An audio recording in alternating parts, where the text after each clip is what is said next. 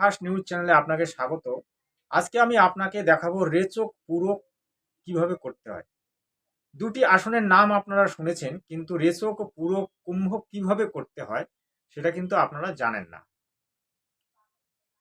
এই যে রেচক এবং কুম্ভক, এই দুটি যারা জানে, যারা করে, তারা সাধন বলের মাধ্যমে অনেক কিছু করতে পারে এবং পদ্মাসনের মাধ্যমে শরীর থেকে কিভাবে জীবাণু মুক্ত হওয়া যায় এই সম্পর্কে আজকে কিন্তু আমি ফুলফিল নলেজ আপনাকে দিতে চলছি, যেটা দেখলে আপনার অনেক উপকার হবে এবং অনেক কিছু আপনি করতে পারবেন।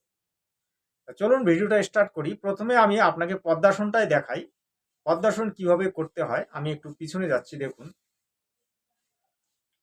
এই দেখুন, পদ্মাসন করতে হলে প্রথমে আপনাকে এই যে ডাইন পাওটা, এই যে ডাইন পাওটা বাও জানুর উপর তুলতে হবে। তারপরে এই যে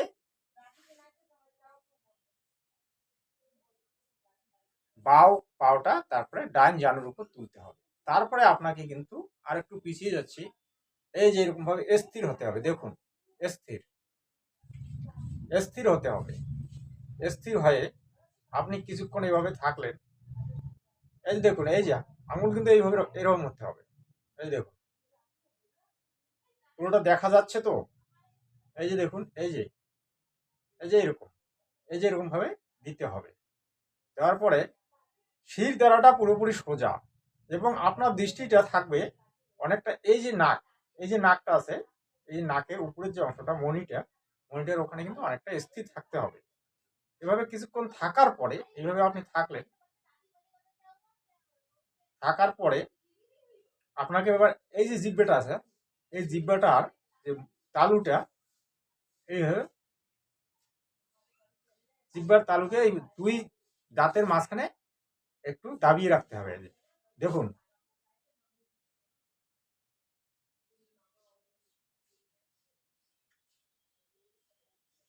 এইভাবে যদি আমরা প্রত্যেক দিন মিনিট 5 থেকে 10 আমরা যদি করি, তাহলে আমাদের শরীর থেকে কিন্তু অনেকগুলি রোগ জীবাণু ধ্বংস হবে এবং আমরা অনেকটা রোগ থেকে রেহাই পাবো।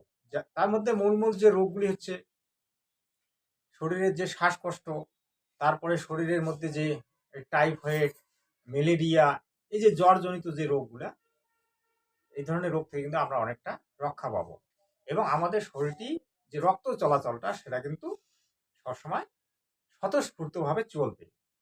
তারপরে এবারে আসি আমি রেচক। এই যে রেচকটা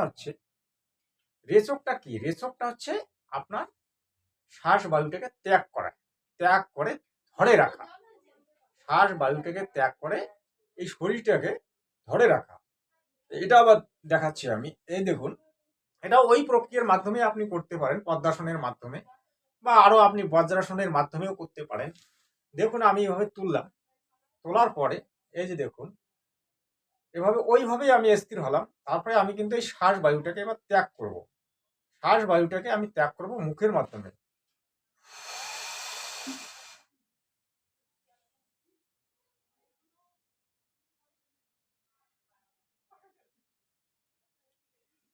এইভাবে অনেকক্ষণ আপনি যতক্ষণ পর্যন্ত থাকতে পারেন, যত বাড়াবেন তত আপনার কাজে লাগবে। অর্থাৎ, বা আপনি শ্বাসের মাধ্যমে ছাড়তে পারেন, যেমন ধরুন নাকের সাহায্যে ছাড়লেন। নাকেরটাই সর্বশ্রেষ্ঠ হয়, মুখ দিয়েও সারা যায়। নাক দিয়ে আপনি ছাড়বেন।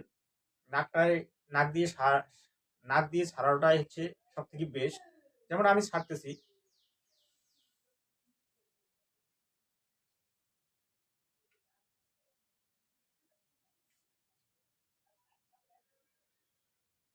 এভাবে নিঃশ্বাসটা ত্যাগ করার পরে শরীরটাকে স্থিরভাবে রাখতে হবে।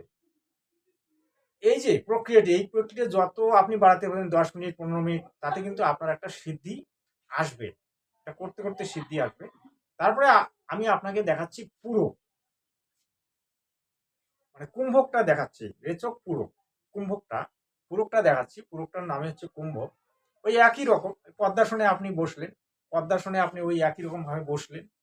পদ্মাসনে বসার পরে এবারে আপনি কিন্তু ওই শ্বাসটাকে ভেতরে নেবেন। নাকের সাহায্যে শ্বাসটাকে ভেতরে নেবেন।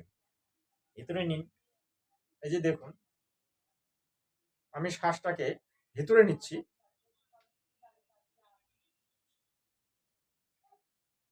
প্রথমে শ্বাসটাকে ছাড়তে হবে, তারপরে ভিতরে নিতে হবে।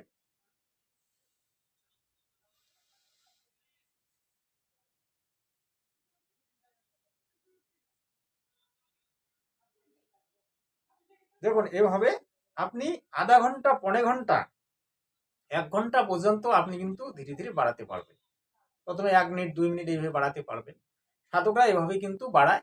এবং যখন আপনার এই কুম্ভকটা পূর্ণ হবে তখন কিন্তু আপনি অটোমেটিক্যালি কুম্ভকের সাহায্যে উঠতে পারবেন। 10 হাত, 15 হাত বা 5 হাত এভাবে কুম্ভকের সাহায্যে উঠতে পারবেন।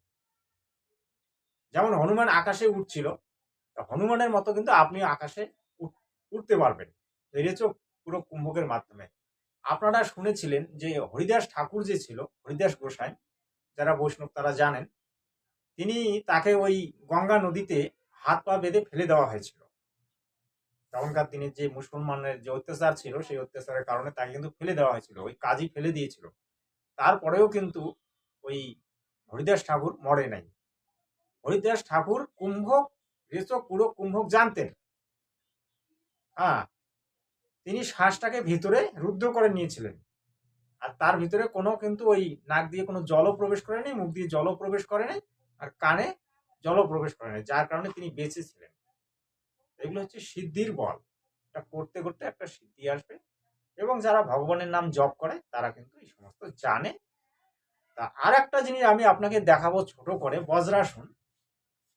বজ্রাসনের মাধ্যমে কি করা যায় দেখুন। বজ্রাসনের মাধ্যমে এই যে দেখুন, বজ্রাসনটা আপনি করলেন, মানে শরীরের যে রক্তটা আছে সেই রক্তটাকে আপনি কিভাবে সাফ করতে পারবেন এটা দেখাচ্ছি আমি। এভাবে বজ্রাসন করুন। বজ্রাসন করলেন, বজ্রাসন করার পরে আপনার শ্বাসটাকে এবার ত্যাগ করতে হবে। এভাবে ত্যাগ করলেন। ত্যাগ করার পরে আপনাকে নাক দিয়ে শ্বাস একবার ত্যাগ করলেন। ত্যাগ করার পরে বারবার আপনাকে করতে হবে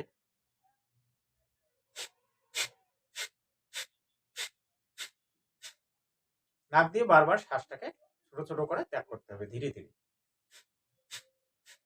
এটা কি হবে, আপনার ভিতরে যে ফুসফুসের যে শ্বাস চলাচলটা ভালো হবে, এবং বায়ুর যে শ্বাস দ্বারটা আছে এটা কিন্তু পরিষ্কার হবে। তাতে কি হয়, আমাদের শরীরে রক্ত চলাচল পরিষ্কার হবে।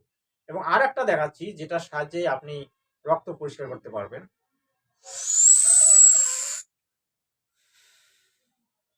মুখ দিয়ে শ্বাস নিয়ে নাক দিয়ে বার করে দিতে হবে।